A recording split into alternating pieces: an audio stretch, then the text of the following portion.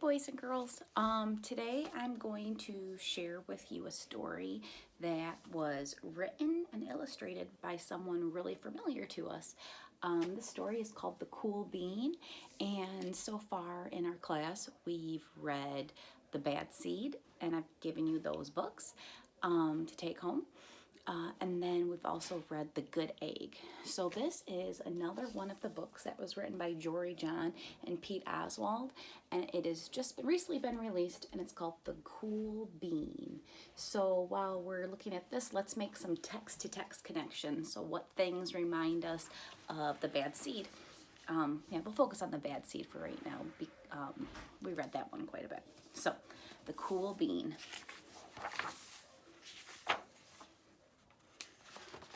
Watch out. Here comes the cool beans. The cool beans.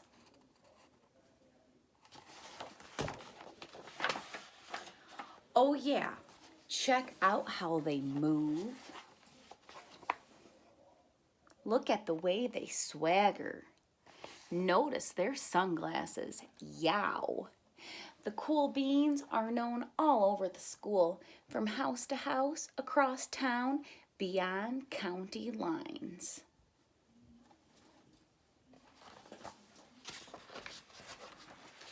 In the olden days, last year, we were all one big pot of beans. We were a mixed bag, but somehow it worked. Yep, those were the good old days. And then we stopped seeing each other as much.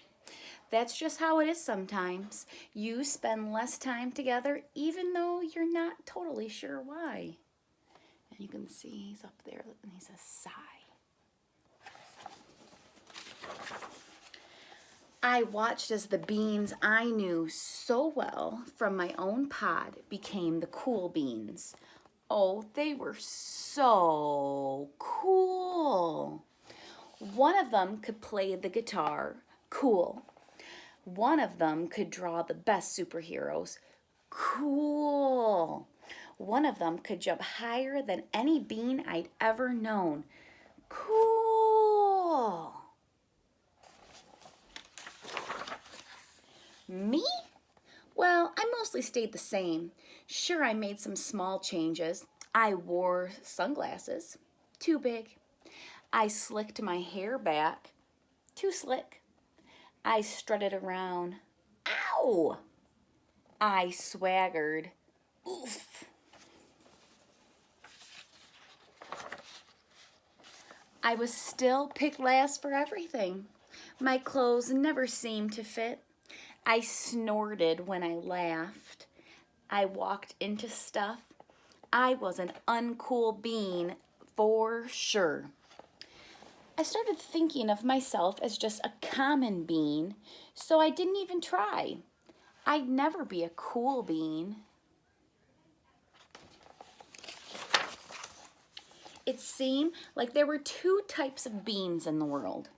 There were the cool beans and the beans like me.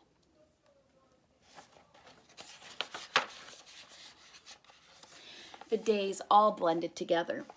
I lived my life and things were just okay. I took tests and ate lunches and mostly kept to myself.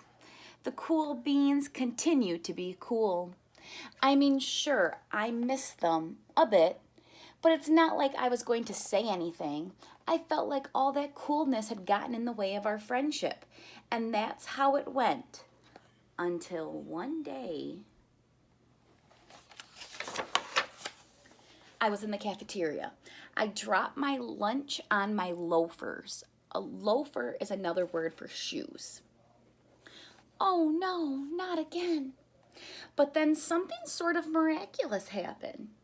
Out of nowhere, one of the cool beans helped me clean it up. He didn't even say anything. He just gave me a nod. That was it. Later, I was out on the playground. I tripped and scraped my knee and maybe cried a little bit, and everybody saw it. Another one of the cool beans came to my side, and without a word, he dusted me off.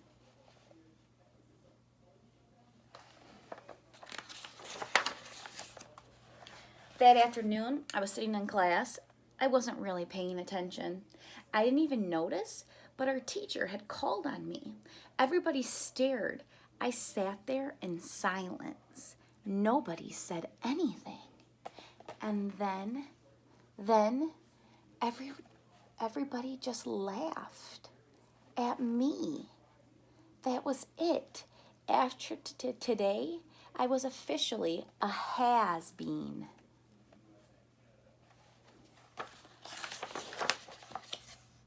But then one of the cool beans stood up and came over to me. Everybody watched. She leaned in close and whispered, "Hey, the teacher asked you to read from page 32. Then she gave me a quick wink and went back to her seat. It was a small gesture, sure, but it was also everything. I walked home with a goofy smile on my face. I smiled all the way through dinner. That day made all the difference. It was a day that could have been really bad, if not for the kindness of a few cool beans. It gave me a shred of confidence. That shred of confidence has continued to grow.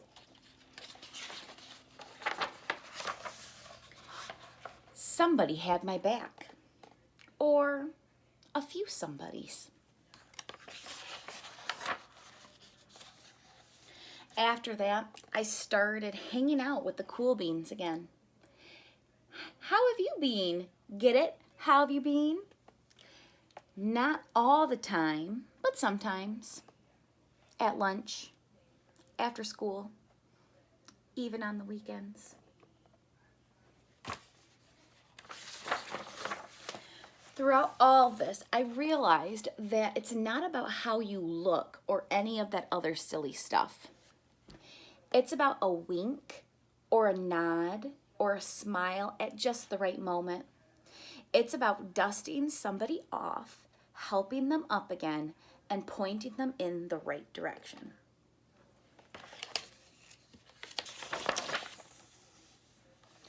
You need a hand? Yes, please. Now that's cool. And so, first graders, once again, that is the cool bean.